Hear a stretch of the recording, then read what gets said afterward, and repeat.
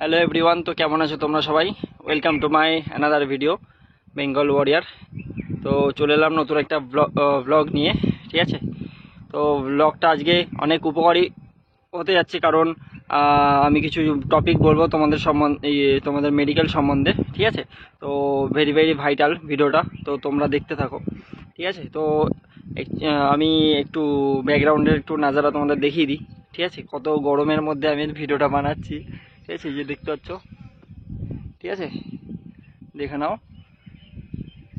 তো আমি জাস্ট এলাম, এই জাস্ট ডিউটি করে এলাম, এসে আমি জাস্ট এই খাওয়া দাওয়া করে এই জাস্ট চলে এলাম, ঠিক আছে? এটা আমার রেস্টের সময়। তো রেস্টের সময় আমি না ঘুমিয়ে আমি জাস্ট চলে এলাম তোমাদের জন্য ভিডিও বানাতে, কারণ তোমাদের সামনে চলে আসছে এসএসসির জিডির এক্সামের যে রেজাল্ট সেটা আউট হবে, তারপর হবে তারপরে ফিজিক্যাল, তারপর হবে মেডিকেল, ঠিক আছে? তো অনেকটা কম সময় আছে, ঠিক আছে? আর কটা দিনের মধ্যে রেজাল্ট তোমাদের বেরিয়ে যাবে, ওকে? তো দেখো একটা ভিডিওর প্রতি কতটা মেহনত করতে হয়, ঠিক আছে? এদিকে নিজের জব প্রোফাইলও হ্যান্ডেল করো, এদিকে তোমার ইউটিউব হ্যান্ডেল করো, তো অনেকটা টাফ দুটো জিনিস হ্যান্ডেল করা। তো আমার মতে নাথিং ইজ ইম্পসিবল, তো সেই ভেবে এগিয়ে যাও আগে, ঠিক আছে? তো ফিউচারে ভগবান যদি তুমি সৎ পথে তুমি যাও, তাহলে ভবিষ্যতে অথবা ফিউচারে তুমি অনেক ভালো একটা ফল পাবে, ঠিক আছে? তো আমি এটাই ছোটোবেলা থেকে শিখেছি, ঠিক আছে? মা বাবা এটাই শিখিয়েছে, ওকে? তো আমি এই ফোনটা থেকে করছি, এই ফোনের ক্যামেরাটা কোয়ালিটিটা অতটা ভালো না, ঠিক আছে? এটা আছে OnePlus আছে, ঠিক আছে? তো আমার যে আইফোনটা আছে ওই আইফোনটার মধ্যে চার্জ নেই, তো ওই জন্য আমার ফোনটা চার্জে বসিয়ে এসেছি। তো এই ফোনটাতে আমি এখন ব্লগটা বানাচ্ছি। তো ভিডিও কোয়ালিটি যদি খারাপ হয়ে থাকে তো একটু অ্যাডজাস্টমেন্ট করে নিও। আর আমার মধ্যে ভিডিও কোয়ালিটির থেকে বেশি ইম্পর্টেন্টটা হতে যাচ্ছে আমি যেটা বলবো সেটা, ঠিক আছে? তো আমার মতে ওটাই হবে যে কোয়ালিটির থেকে আমি যেগুলো বলবো সেগুলো একটু মন দিয়ে শোনো, ঠিক আছে? তো প্রথমত বলে দিই যে যারা যারা এসএসসিডির এক্সাম দিয়েছো আর কটা দিনের মধ্যে 1-1.5 মাসের মধ্যে রানও হয়ে যাবে, ঠিক আছে? আর তোমার যদি রেজাল্টটা আর কিছু দিনের মধ্যে বেরোবে, ঠিক আছে? সঠিক আমি ডেট বলতে পারছি না, কিন্তু কিছু দিনের মধ্যে বেরোবে। আর হচ্ছে রানটা 1 থেকে 1.5 মাসের মধ্যে হয়ে যাবে, ওকে? তো যাই হোক, অ্যাকচুয়ালি অত্যধিক গরম লাগছে, তো গরম হাওয়া দিচ্ছে, তো পুরো গরম গরম ওয়েদার হয়ে আছে, ঠিক আছে? আমি এক্ষুনি ডিউটি করে এলাম, পুরো একদম বাইরে ছিলাম, পুরো আলটিমেটলি ঘাম গা নিয়ে, ঠিক আছে? গরম ওয়েদার, আর এখানে এসো আমি এখন বাইরে, ঠিক আছে? তো এখন মোটামুটি নাই করে 45 থেকে 47 ডিগ্রি সেলসিয়াস হবে, ওকে? দেখতে পাচ্ছ পুরো একদম মরুভূমি সাইডটা, তো বালির এখান থেকে হিটটা ওঠে, বুঝলে তো তোমরা সবাই? তো খুবই গরম। যাই হোক, মেন টপিকে আসি। মেন টপিক হচ্ছে যেটা বলছিলাম আমি, যে এসএসসিডির যে মেডিকেলটা, যেটা আমাকে কমেন্ট করেছে যে দাদা দাঁতের কি সমস্যা হলে মেডিকেল আটকাবে, ঠিক আছে? এটা হচ্ছে খুব একটা ভালো পয়েন্ট, ঠিক আছে?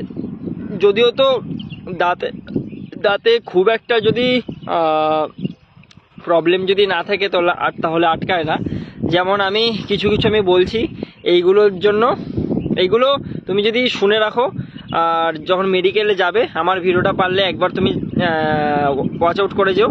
ওয়াচ আউট করে গেলে তাহলে কী হবে ব্যাপারটা, তোমার কাছে এই কিছু হিংগুলো থাকবে যে মেডিকেলের আগে এই হিংগুলো তোমার লাগবে, ঠিক আছে? এগুলো অনেক ইম্পর্টেন্ট, ভেরি ভেরি ভাইটাল, ঠিক আছে?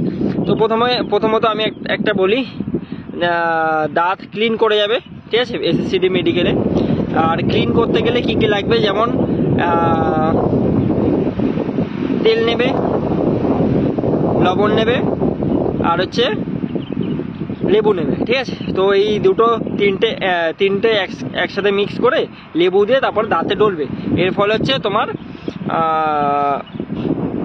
হোয়াইটনেসটা আসবে, ওকে? তো যাই হোক, তারপর হচ্ছে নেক্সট পয়েন্ট, দাঁতে যেন কোনো পোকা না থাকে, ওকে? দাঁতে যেন কোনো পোকা না থাকে। পোকা থাকলে তুমি ডেন্টিস্টের কাছে গিয়ে পোকাটা বার করে তারপরে তুমি যেও, ঠিক আছে? পোকাটা বার করে তারপরে দাঁত ব্রাশ করে যাই হোক ফ্রেশনেস হয়ে তারপরে যেও, ওকে? আর মুখে যাতে কোনো গন্ধ না থাকে,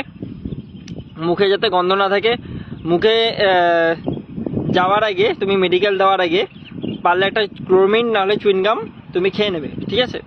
তো কিছু কিছু পয়েন্ট আছে, আমি এগুলো বলে দিচ্ছি, এগুলো মেডিকেলে যাওয়ার আগে তুমি একটু দেখে যেও আমার ভিডিওটা, ঠিক আছে। আর পরের পয়েন্ট হচ্ছে যাতে 28টা দাঁত তোমার থাকে, ঠিক আছে, 28টা দাঁত তোমার থাকে। আর 28টার কম হলে হবে না, 28টার বেশি হলেও প্রবলেম নেই, কিন্তু 28টা তোমাকে ম্যান্ডেটরি থাকতে হবে। আর যদি বলো যে 28টার মধ্যে যদি পোকা থাকে একটার মধ্যে, তাহলে কি করবো দাদা? 28টার মধ্যে যদি একটার মধ্যে পোকা থাকে তাহলে তুমি মেডিকেলে যাবে, গিয়ে ওটাকে ইলাজ করবে পোকাটাকে সরানোর জন্য, ঠিক আছে। আর যদি 32টা যদি থাকে, তাহলে ওটার মধ্যে যদি পোকা থাকে তাহলে পোকাটা তুমি ক্লিন করবে, ঠিক আছে। তারপরের পয়েন্ট, যাতে দাঁত টেরা বেঁকা যাতে না থাকে। টেরা বেঁকার অনেক রকমের আছে, যেরকম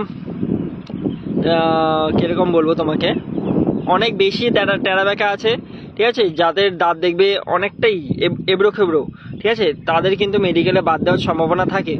আর যাদের নর্মাল একটু টেরা বেঁকা তাদের কোনো প্রবলেম নেই, ওকে।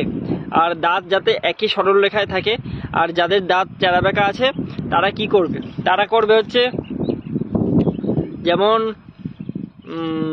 ডাক্তারের কাছে গিয়ে বললে যে আমি ক্লিপ লাগাবো দাঁতে, যাতে দাঁতটা আমার স্ট্রেট হয়, আর আমার ডিফেন্সের মেডিকেল আছে, ঠিক, ব্যাস এইটুকুনি বললে তাহলে ডাক্তার বুঝাবে, সেই হিসাবে তোমাকে ক্লিপ লাগিয়ে দেবে, ঠিক আছে। মোটামুটি 2-3 মাসের মধ্যে আই থিঙ্ক ঠিক একটা লেভেলে চলে আসবে, ওকে।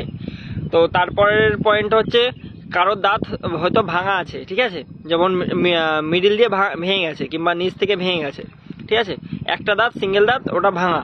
তো ওর পক্ষে তুমি কি করবে? ওর পক্ষে তুমি করবে হচ্ছে, ডাক্তারের কাছে গিয়ে তুমি বললে যে দাদা আমার দাঁতে ক্যাপ লাগিয়ে দাও, ওকে, আমার দাঁতে ক্যাপ লাগিয়ে দাও। ও নিজের মতো করে ডেন্টিস্টের কাছে যাবে, নিজের মতো করে বুঝে শুনে, ঠিক আছে, ও ক্যাপ লাগিয়ে দেবে, যেটা একটা ক্যাপ টাইপের হবে, তোমার দাঁতটার উপর দিয়ে বসিয়ে দেবে, ঠিক আছে। তো ওটার ক্ষেত্রেও তুমি আনফিট হবে না, কিন্তু তোমার যাতে দাঁত যাতে ভাঙা না থাকে, প্রথমত ভাঙা যাতে না থাকে, পোকা যাতে না থাকে, আর যাতে 28টা থাকে, এটা হচ্ছে ভেরি ভেরি ইম্পর্টেন্ট, এই তিনটে। ব্যাস, আর কোনো আমি বলতে চাইছি না যে আর এক্সট্রা কিছু আমি বলবো না, এই কটা হলেই হবে। আর অলওয়েজ ফ্রেশ হয়ে যাবে, ঠিক আছে, যখন যাবে মেডিকেল করতে, বিয়ার্ড অলওয়েজ ক্লিন করে যাবে।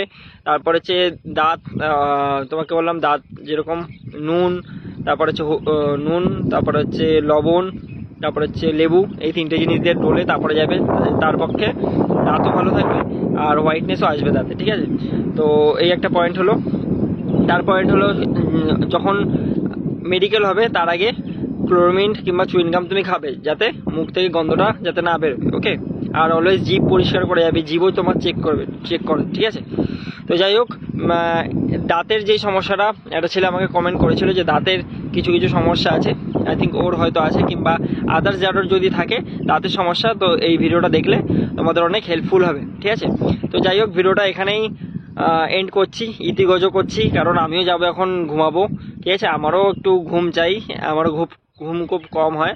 আর অনেকদিন পর একটা লং ভিডিও বানাচ্ছি, আমি শর্ট ভিডিও বানাই বেসিক্যালি, কিন্তু তোমাদের ডিমান্ডে আমি একটা লং ভিডিও বানাচ্ছি। আর তোমরা যত ডিমান্ড করবে আমি সেই হিসেবে, সেই কন্টেন্ট অনুযায়ী আমি তোমাদের কাছে ভিডিও দেবো এক এক করে, ঠিক আছে।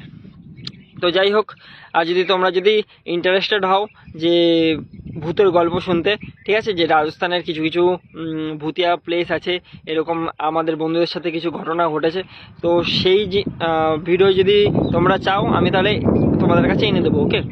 তো যাই হোক, ভিডিওটা এখানেই শেষ করছি। ভিডিওটা ভালো লাগলে like, comment and share and subscribe করে দিও। আর বন্ধুদের কাছে শেয়ার করো যারা এসএসসিডি এক্সাম দিয়েছে অথবা দেবে, যারা তৈরি করছে, ঠিক আছে, অথবা তোমাদের গ্রুপ আছে, ভিডিওটা সেখানে পৌঁছে দিও, ঠিক আছে। তো চলো, বাই, ততক্ষণের জন্য আমিও যাই রেস্ট করি, তোমরাও ভালো করে প্রিপারেশন করো, ঠিক আছে। আর অত নেগেটিভ হয়েও না, আমি আছি। আর তোমাদের কাছে একটাই রিকোয়েস্ট, তোমরা জাস্ট পড়াশোনা করো, বাদ বাকি দুটো জিনিস আমি আমার দায়িত্বে ছেড়ে দাও, যেমন মেডিকেল আর হচ্ছে রানিং, এই দুটো আমি দেখে নেবো, ওকে। ঠিক আছে, কোনো প্রবলেম হলে আমি দেখে নেবো, পড়াশোনাটা তোমাকে নিজে থেকেই করতে হবে। ওকে, ঠিক আছে, যাই হোক আমি যাই একটু ঘুমাতে, অনেক ঘুম পাচ্ছে। ওকে, তো আবার দেখাবে নেক্সট একটা ভিডিওতে, লং ভিডিওতে। ওকে, তো ততক্ষণের জন্য বাই বাই। আবার আসবো কাল, নাহলে পরশু, নাহলে তোমাদের যখন তুমি যদি কমেন্ট করো এই ভিডিওতে, যদি কমেন্ট করো যে দাদা দাদা আমাকে এই ভিডিওর সংক্রান্ত একটা লং ভিডিও চাই, তার আমি বানিয়ে দেবো। ওকে, তো চলো ততক্ষণের জন্য বাই বাই। জয় হিন্দ এভরিওয়ান, ভালো থাকবে সবাই।